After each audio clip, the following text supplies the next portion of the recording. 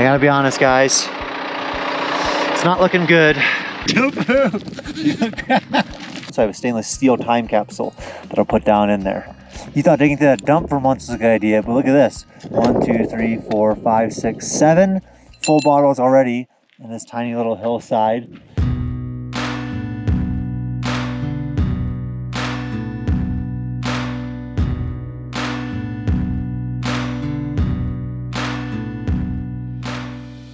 My name is Brent, and this is Cerro Gordo, California. And this town used to be the largest producer of silver for the state of California. Once upon a time, this town had 4,000 residents and over 500 buildings.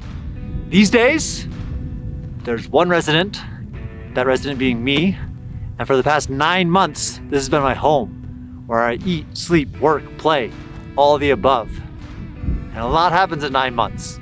A lot can happen to a town, a lot can happen to a person. And this month particularly was very interesting. There was a lot of highs, a few frustrations, some treasure that I found, some treasure that I'm still looking for. There was motorcycle rides, mine exploration, building renovations, all sorts of stuff. And that's what this video is gonna get into. So without further ado, this is month 9, living in an abandoned ghost town. I think over the last 9 months, I've gone just the right amount of crazy. Crazy compared to how my life used to be anyways. I mean, 9 months ago, I was living in Austin, Texas. I had a comfortable apartment. I could do crazy things like turn on my shower and the water would start right up. I could walk to the grocery store, wash my dishes. But now, I live dozens of miles from the closest town or human being, and I spend the majority of my days talking to myself, whether it's on camera or working through my issues up here. But I wouldn't really have it any other way. I love it up here. I mean, there's this quote that says, "What man needs is not a tensionless state, but a goal worthy of his striving." It's by Viktor Frankl. And I relate to that because I think in Austin, my life was pretty tensionless. You know, that's not to say it was easy, that everything was a walk in the park, but up here, everything is a challenge. Taking a shower is a challenge. Washing dishes is a challenge. Getting food is a challenge. Trying to rebuild a hotel at 8,500 feet at the end of a 7-mile dirt road is a huge challenge. And it just takes so many different problem-solving parts of my brain that I feel for the first time I'm just kind of firing on all cylinders. You know, this task that I've inherited or that I've taken upon myself requires pretty much all of me. But I love that feeling, you know. I think in Austin, I was comfortable and I was looking for that challenge, that test, and I certainly got it here. You know, 9 months ago, I didn't know how to operate heavy machinery. I didn't know that much about exploring mines, taking videos even, but I've learned them. And that's not to say that I'm great at any of those things, but I try to become a little bit better every day. And I think that's striving and that feedback that, hey, you're learning these new things, particularly, you know, at the age I am, it feels awesome. You know, it just feels exciting, motivating every day to learn something new and to be required to learn something new. And I just feel much more confident now than ever that I'm up to the task at hand. You know, this town, I'm going to dedicate my life to it. And 9 months ago, I didn't think that I could necessarily handle all the challenges that were coming my way. And there's challenges I never would have anticipated. But I think each day that you're up here and each day you strive to learn the things that I need to learn, I become more comfortable and more confident that, hey, I could really pull this thing off. Not to get too in my head about it, but I do think I was here before. You know, I think there's a place and task for everybody. And I feel like I finally came home. And that this has been waiting for me my whole life, and now it's just up to me to execute on it.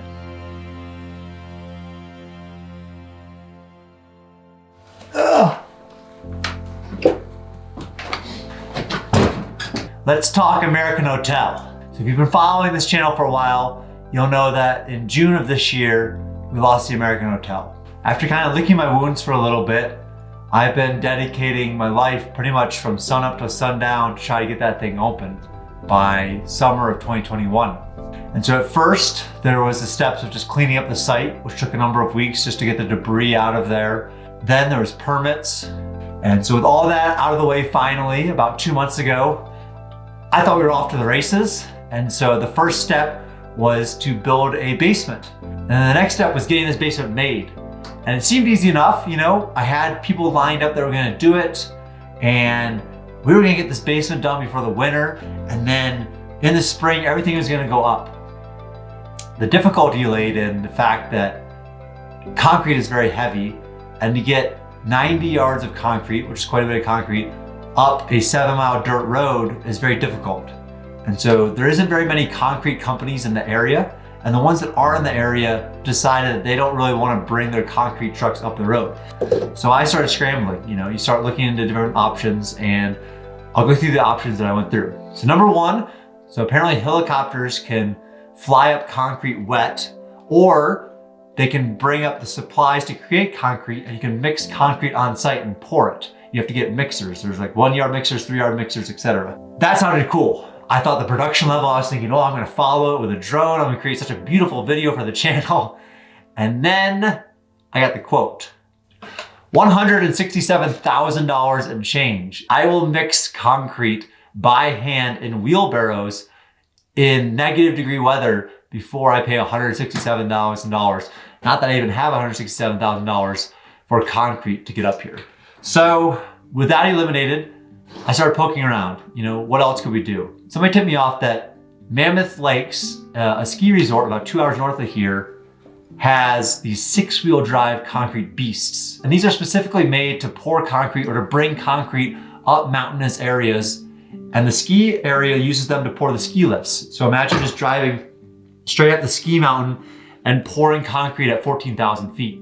So I was given the number of the guy that runs Mammoth. I called him. To his credit, he answered, he listened to what I was trying to do, and he came out 2 days later. You know, he wasted no time. He came up, inspected the road, told me, hey, no problem. If you'd like, I'll rent you my trucks. Unfortunately, even with the truck, we were still running into the same issue. We can't find anybody to supply the concrete. There's actually a concrete plant 1 mile from the base of the mountain, just north of Keeler, but that plant has been inactive for a number of years, and they even took out the hot water heater. So basically, for us to use the trucks, we need somewhere to get the concrete, and we could get the concrete from there, but they have to reopen the whole plant, and they're hesitant to do so for just one job. And so at the moment, as it stands, I got the rebar coming. The rebar will be at the bottom of the hill in a number of days.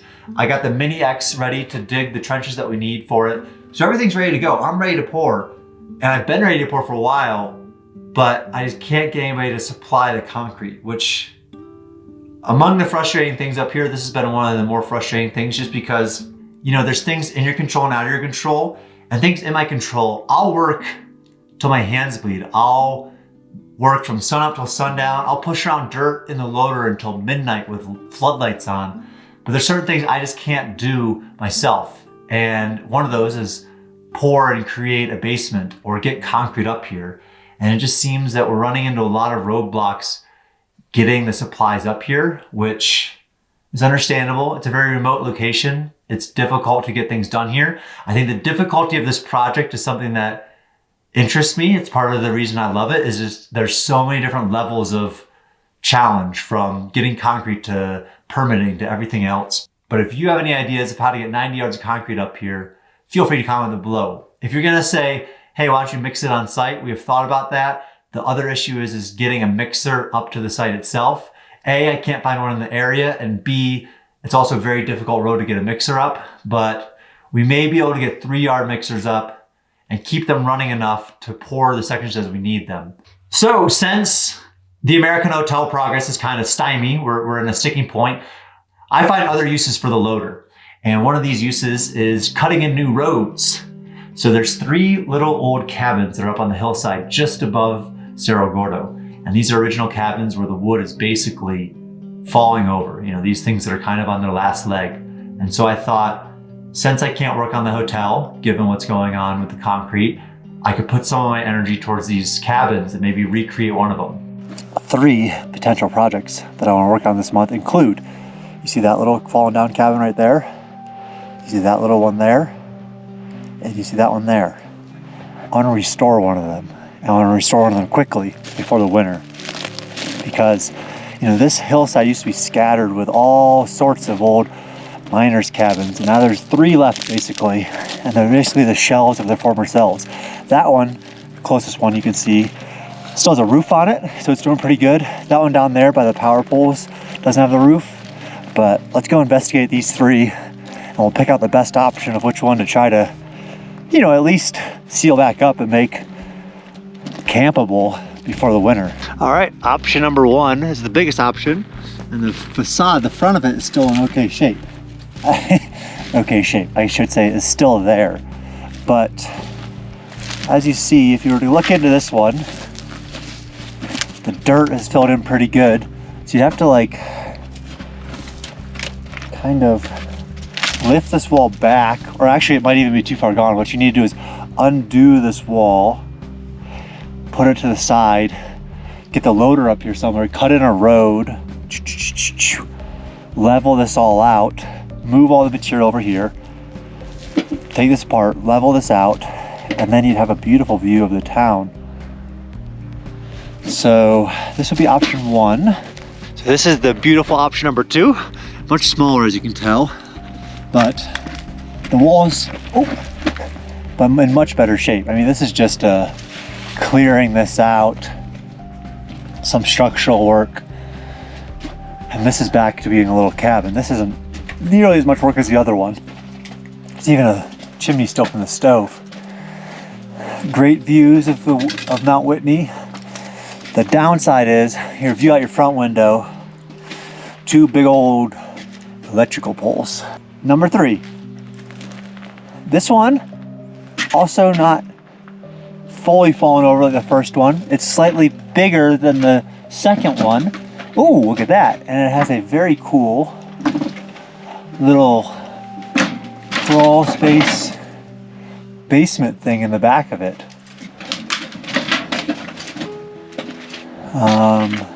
There's even some wood floor down. Obviously all this would have to come up and redo it.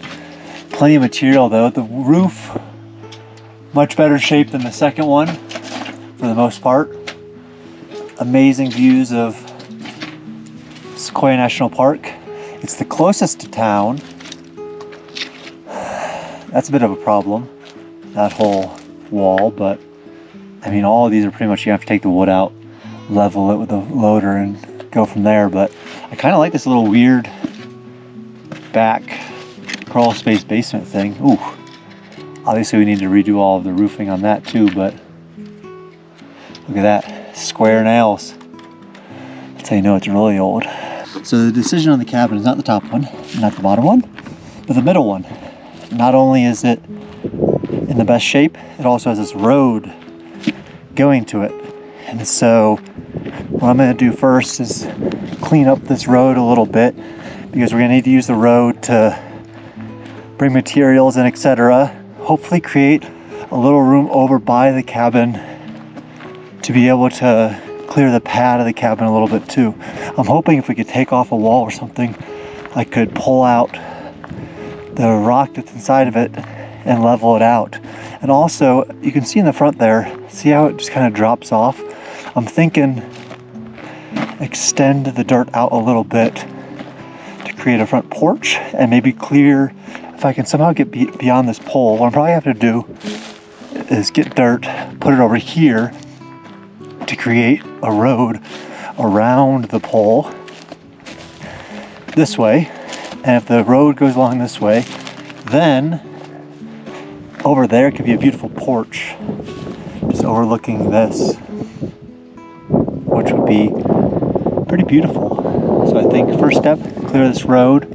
And what's interesting about this is, like, as you can see, this used to be a road up here, and this is the original yellow grade road at Cerro Gordo. So this was the original road that people used to come in and out. So you can see there's old structures all along it. It's a very historic road. And so maybe one day I keep clearing it and getting these great views. And that road was only created afterwards, but this was the original yellow grade road. And as you walk along it, see all the cribbing, like the rocks they put up to hold it in?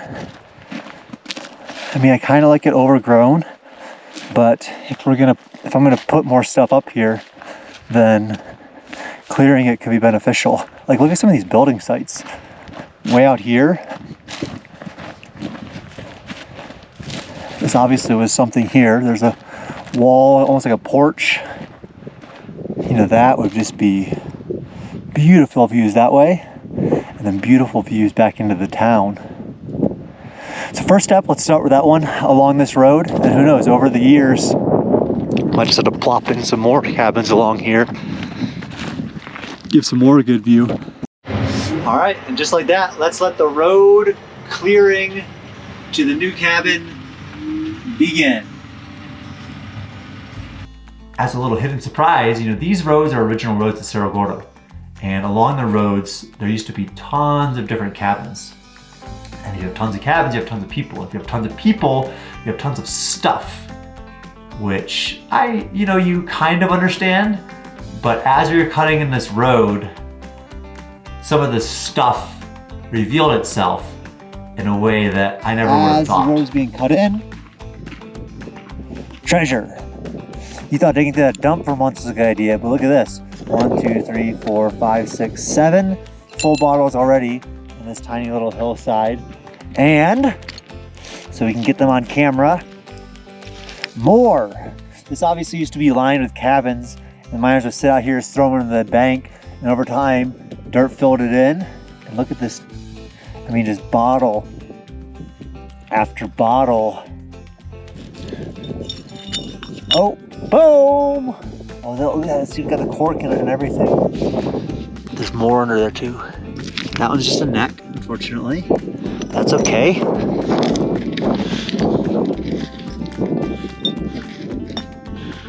Ooh, that one feels like a solid one.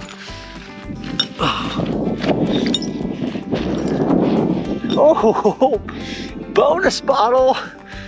Look at that, look how many were in this such a tight spot. I wonder why so many bottles right next to each other. Maybe the guy that lived here really liked to drink.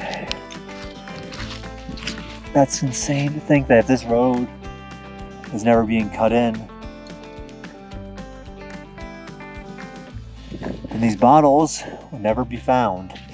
But, oh, come on, baby! No, okay. Oh, untouched. Look at that. So what does that make? That makes 3, is this one full? 3, 4, 5, 6, 7, 8, 9, 10, maybe 11. I mean, I imagine if I spend the rest of the afternoon just digging through this, you'd find all sorts of stuff. All right, I'm gonna come back here, but already 1, 2, 3, 4, 5, 6, 7, 8, 9, 10, 11, 12, 13, 14 bottles. I bet there's another 14 in there. But let me show you this road. So the idea here, there used to be no road here. So take dirt over there, put it in here, flatten it, create a road to this cabin. But the point is not to use this cabin. It is to create a building site behind the cabin. Ta-da! So this site one day will have a cabin on it that will have beautiful views, not only of the whole town, but also of Mount Whitney. And this is a secret little mine here. So the idea is, don't tell anybody outside of everybody watching this, is imagine this. So this mine, put a bookshelf here, cabin will be here, bookshelf here. Slide the bookshelf. Boom! Private mine, nobody knows it. And then once it's built, backfill dirt all over it, so nobody ever knows there's a mine here. So the only way to get in is the mine. Then you go back here, you slide open your tunnel, flip the light switch, and the whole mine is illuminated with LEDs all the way to the back. Now that is cool. I know cool, I don't really, but that is cool. And you walk back out into your little cabin. That'll be situated probably at an angle here, so that way you can see Mount Whitney and all that. Turn around, see the mine. Pretty good, huh?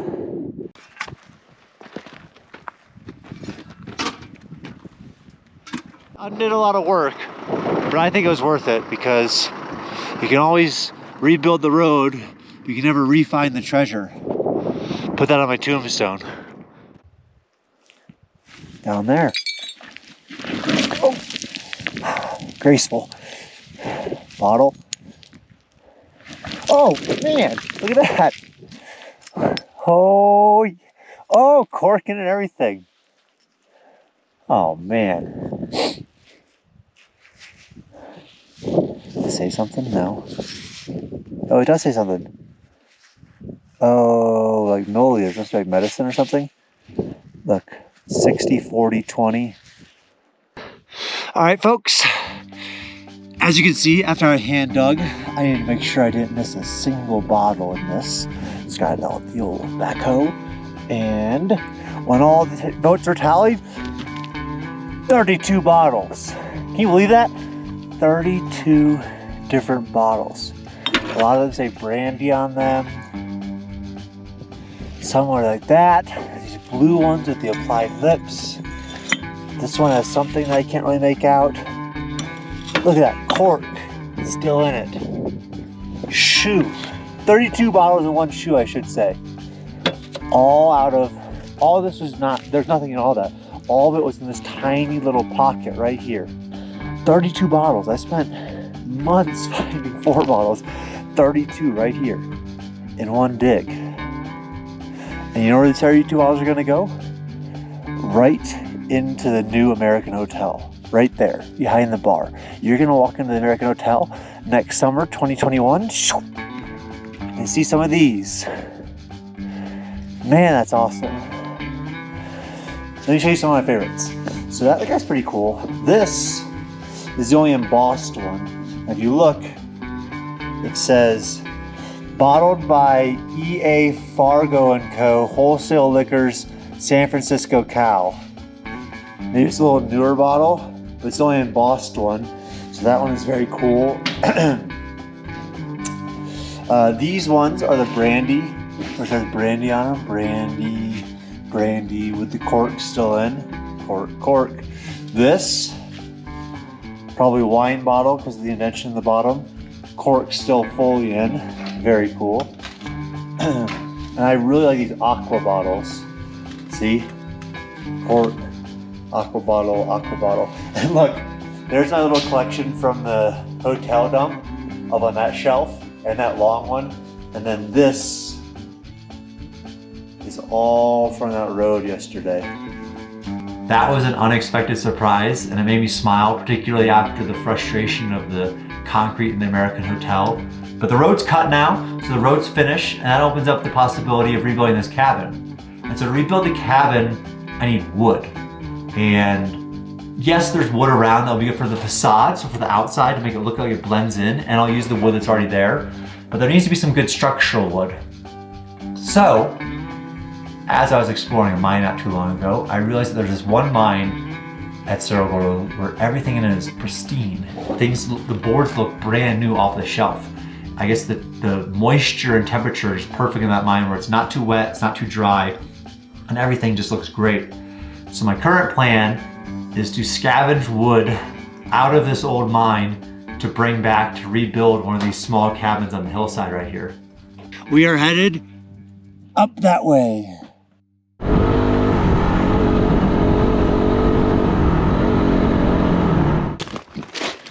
So, another source of wood is right there. That's another mine. That's some wood that'll be beautiful for Cerro Gordo from the same period.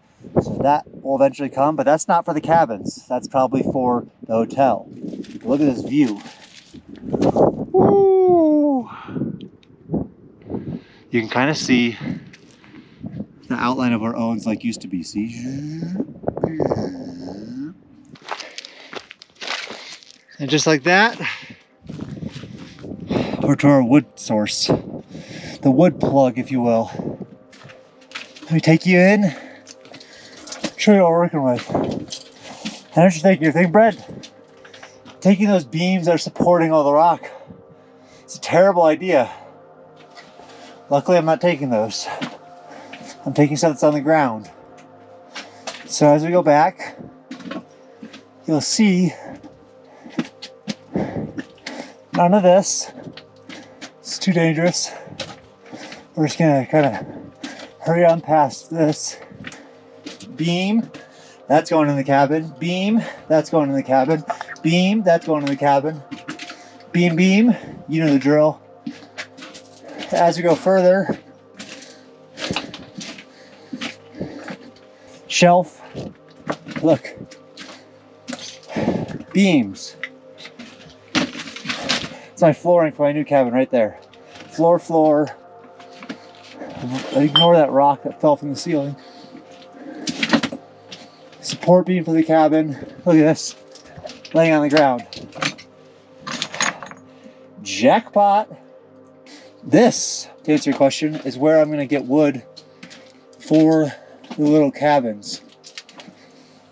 You know, we gotta do with what we have up here.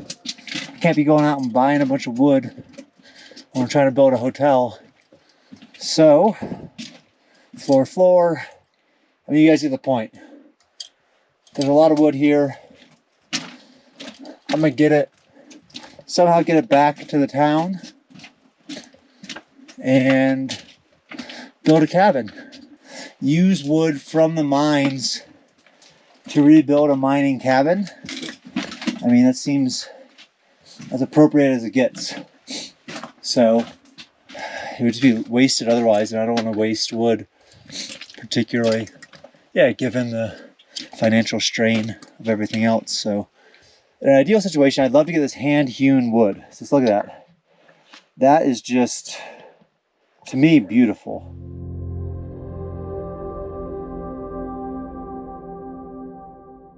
To me, every single little bit of Cerro Gordo is endlessly fascinating and kind of like endlessly important too. This town needed somebody that cared about it to continue on the history here, and I feel that obligation and that opportunity have been handed to me. And so I'm going to work every day to make sure that I live up to that. I think when you truly believe that a task is important and that it's worthwhile, it's much easier to do it. And I truly think that restoring Cerro Gordo is important. So that's why I truly think that restoring these cabins are important. So even when I'm having to do stuff like dig out the dirt of the foundation, which seems very basic and like wasting time, you know, why are you digging around the dirt? Well, because it's bringing another building back to life here at Cerro Gordo, which is helping bring Cerro Gordo as a whole back to life. And I hope one day you can make it out here just to see how special this place is in person. Because it's one thing to talk about it, but it's another thing to see it. In the spirit of not letting the backhoe go to waste, almost every night this month, around 6, when I get all my other work done, I get to go play. About 6 o'clock. The rest of my work is done, and so I'm headed over to the Omega. Put in a couple hours over there. And play for me this month is trying to get into the Omega tunnel. And as I've said in other videos, there's a mine just over the backside of Cerro Gordo called the Omega. And the Omega is important for a number of reasons. First, and most important, the Omega is a direct line into the Union Mine. And the Union Mine here at Cerro Gordo is the main mine. It's the mine with multiple levels, 30 miles of mine going everywhere. And that's where they pull the majority of the $500 million of the silver that they pulled out of the mountain. And so this mine has been collapsed for 50, 60, 80 years even. And it leads directly into the 200 level of the mine, which is a very interesting level. I just heard rumors of this. And so over the past few months, I've been trying to get in. So it began as just kind of a light scraping. Then got the backhoe, moved on to dynamite.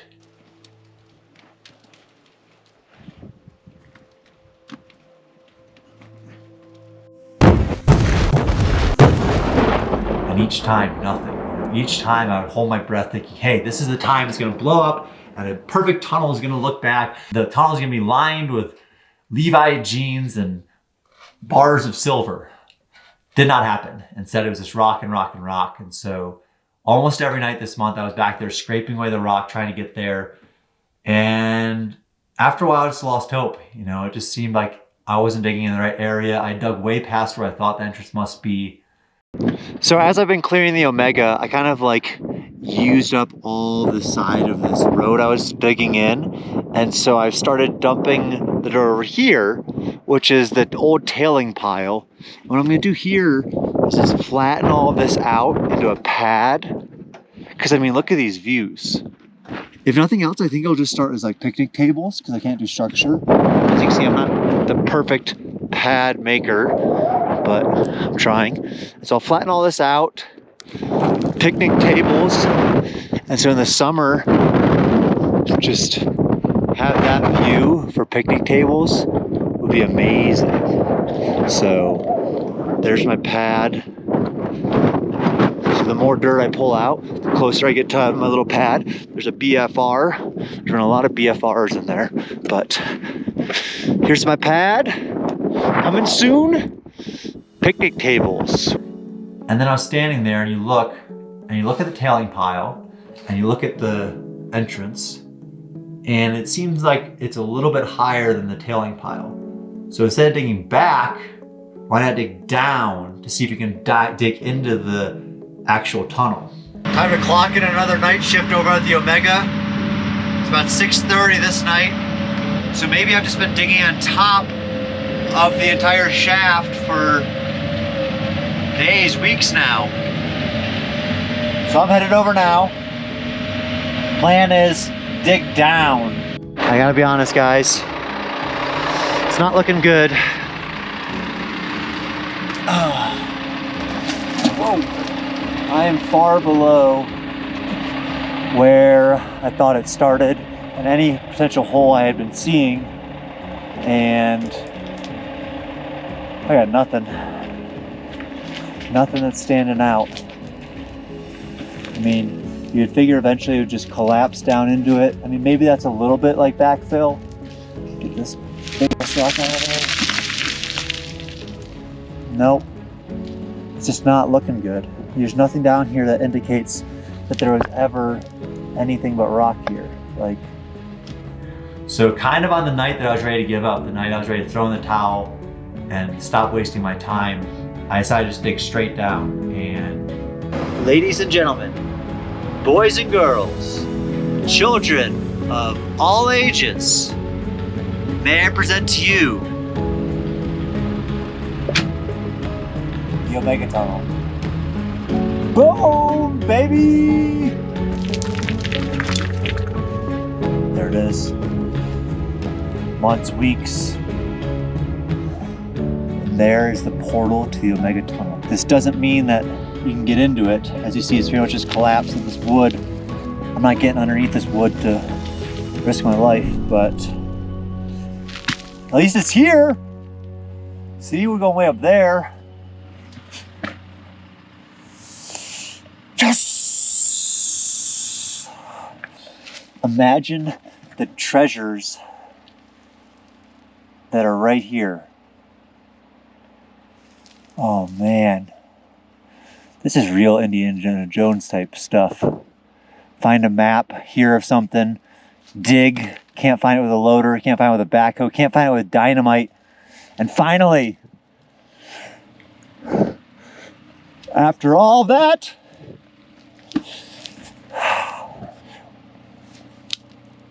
we gotta get in.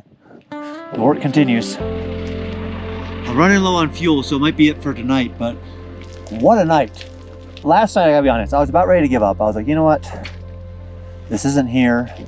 I'm looking in the wrong place. I'm wasting my time. And now, this is literally wood from the portal of the Omega Tunnel at Cerro Gordo. It's history is what it is. All right. Night 2. Back, now that I know where it is. I'm gonna kind of dig out all of that area a little bit. Get into this thing. A lot of what I'm pulling out now is timber. You know, it was exclusively rock for the longest time, and now there's just, as I'm taking apart that portal entrance, there's thick beams of wood everywhere. There's some better ones.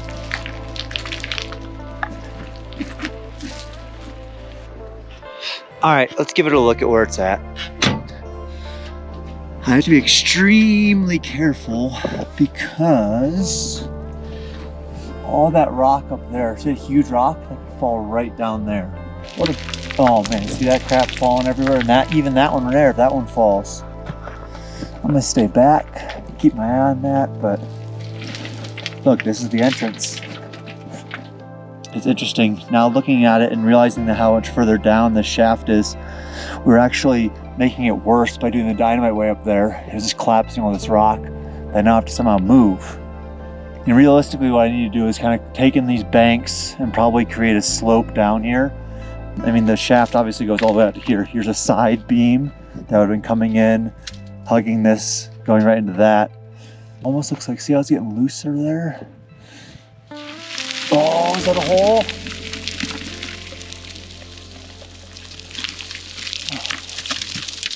The adventure continues over there, you know? I now know that it is in fact where the Omega Tunnel is. There's timbering, it's collapsed. You know, it could be collapsed all the way into the Union Mine. It could be collapsed for hundreds of feet and I could never get in. But it could not be. It could open up and there could be those Levi's and silver bars that I'm looking for.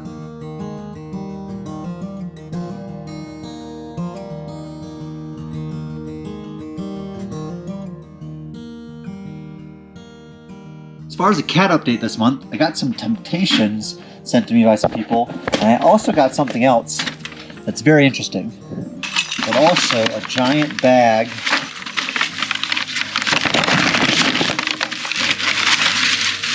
catnip. Kitties, canned goods, preparing for the winter. Kittens, cats. Oh, they've been using the string. Hello, there's one. Where are the rest? Here, you want some of this? Let's try some of that. Give it a shot. Look how big you are. Oh, using the scratch post. That was also a gift from a viewer, so thank you very much. Hello, cat. Hello, hello, hello. Yes, yes, yes. Want some food? Here, try some temptations. And some catnip. It's just a feast here. You're so big now. Here I go, full-grown cat. Gordo! You guys are just waking up, huh?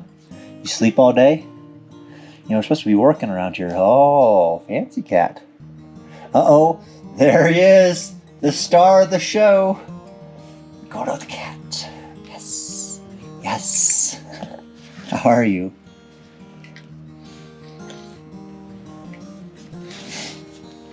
Oh, Gordo's into the catnip. Gordo loves the catnip. Gordo's the one that gets turned up. Gordo, have some temptations.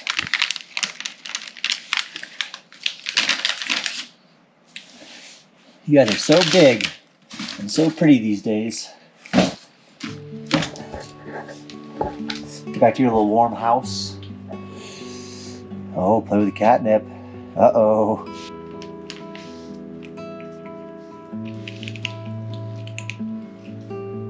Gordo, you're a full-grown cat. No longer a little kitten. Oh, a little purr.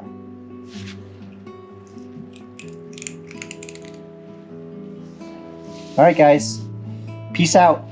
I gotta go back to work. Stay safe. There's your cat update. This is an updated view of the Gordon house if you haven't seen it. Ooh. Very fancy, huh? A little pool table action. More bread from Schatz, the best bread. And better hide this so the cats don't get too high. Cats, the cats are out to play.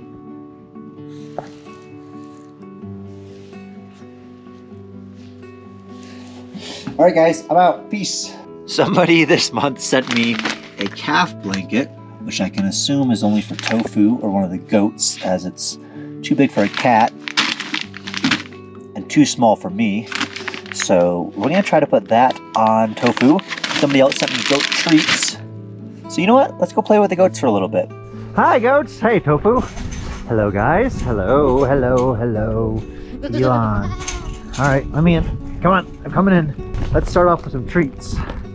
Oh, I know, you guys are excited. Yeah, yeah, yeah. All right, treats. Yeah, but whoa, calm down.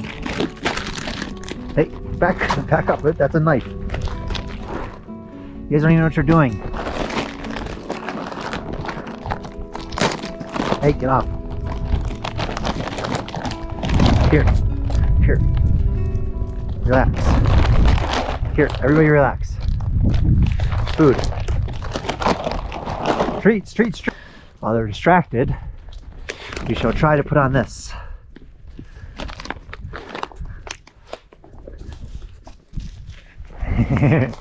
There you go. Yeah, looking good. How do we get this? Oh, the legs gotta go through there. Whoop. It's warm tonight. Look good. Yeah.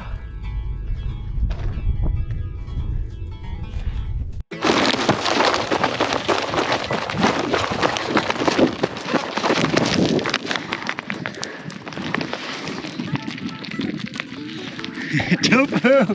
You look great. You look great, Tofu. All right, everybody, let's go over here.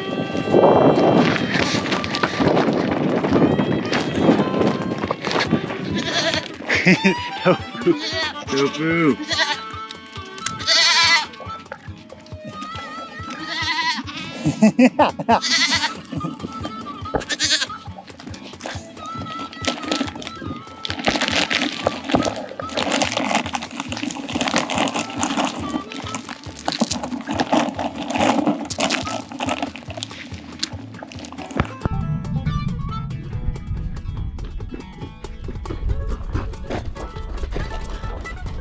Treats in the gym.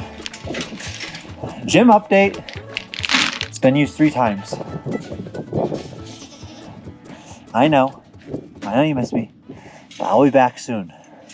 Well, folks, there it is, a completed outhouse. And I do feel like I'm spending a little bit too much time on updates about an outhouse, but I mean, look at this thing. We're talking windows through the outhouse, roofs on, door. There's insulation in this thing. Look at the inside. Boom! All tongue and groove. Floor and ceiling. I mean, you tell me this is not the nicest outhouse you've ever seen. This is the view. And I gotta tell you, some comments said leave the paint. So I think the paint's gonna stay. Over time it'll weather and it'll be a unique little addition to Cerro Gordo. While this helps everybody that's visiting Cerro Gordo, it doesn't help me very much way over there. And so I realized as it's getting colder, it's less and less fun to walk to an outhouse of any distance. And so today, with the backhoe, I'm gonna try to start another outhouse up there. Outhouse is over there. This is my cabin. And I think the site will be here, next to this water tank. Have good views, kind of out of the way, and I'll have access to my place and Gordon down there. And so, yeah, what do you think? Outhouse has been decided. Thank you guys for your feedback. I appreciate that. As always, insane human being talking to themselves in the middle of nowhere. Looks like we got an outhouse hole. I am about 6'2", and my head's about there. So this is just over 6 feet deep. Should be plenty deep. Oh, you know, guys, I should put on here just as a cruel trick, a time capsule. Yes, the time capsule will be covered by lots of outhouse material over the years, but given enough time, it'll turn into organic matter. So after my last time capsule, people told me to get a stainless steel one. So I have a stainless steel time capsule that I'll put down in there. So this is the time capsule this time. As you can see, it's stainless steel. Got it on Amazon. It's even got like a seal on it, and you put screws in. It's going down there. I'm putting it in the new house. What you should do is, if you have any ideas what should go into this time capsule that's going in there, comment below. Maybe some humorous things given the fact of where it's going, but I'm open to ideas. Drop them below.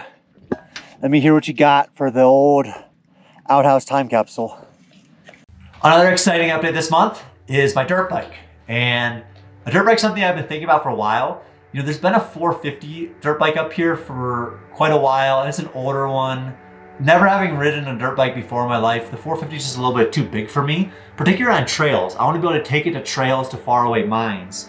And so I did a hike 3 weeks ago. I put a video up and I saw all these trails that I wanted to hike, but also looked possible to get by on a dirt bike. So I researched dirt bikes, asked for some suggestions, ended up getting a 250cc off of Marketplace. I got a great deal on it.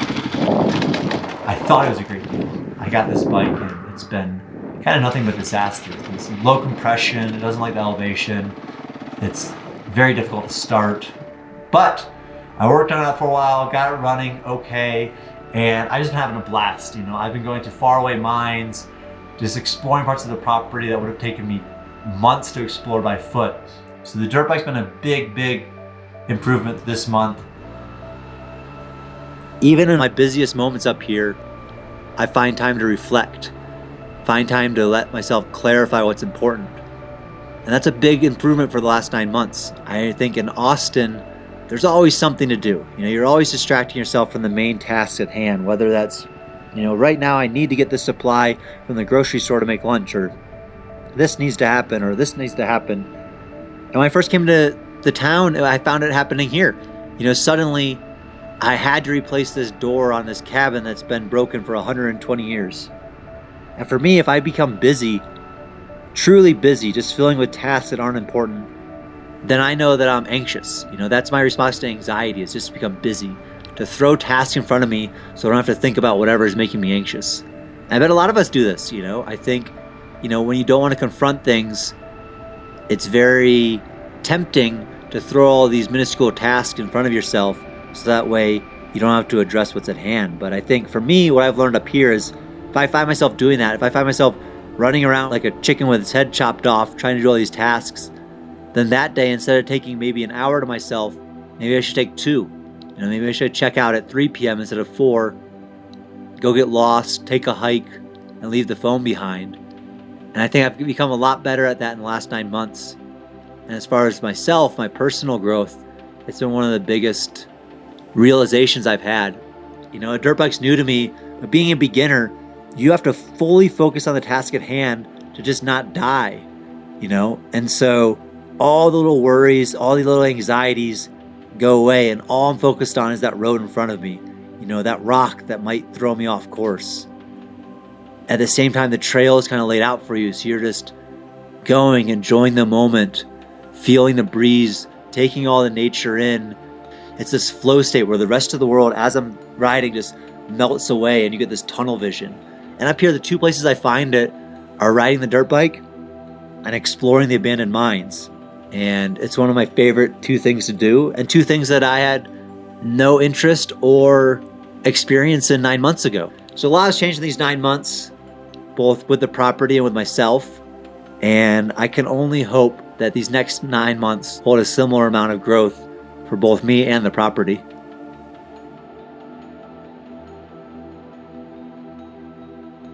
That's it this month. You know, it's been an amazing month up here, my 9th month up here.